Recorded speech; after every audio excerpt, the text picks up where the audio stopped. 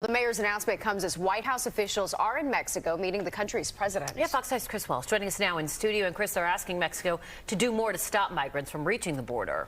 Correct, Teresa and Natasha. Look, border officials say crossings have reached record numbers. They say they've encountered more than 250,000 migrants at the U.S.-Mexico border so far this month, more than 35,000 just over the four-day Christmas weekend. Well, this afternoon, Homeland Security Secretary Alejandro Mayorkas and Secretary of State Antony Blinken met with their counterparts in Mexico. That includes Mexican President Andrés Manuel López Obrador. Now, the purpose of the visit was to try to find ways to slow the surge in illegal migrant crossings at the southern border.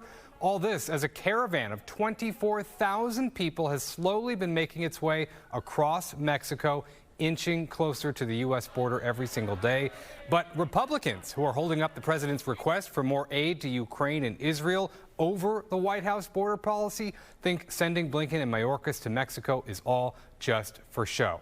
Now, before they broke for the holiday recess, members of the Senate said they felt they were making progress on bipartisan border legislation, but exactly where that stands right now is unclear.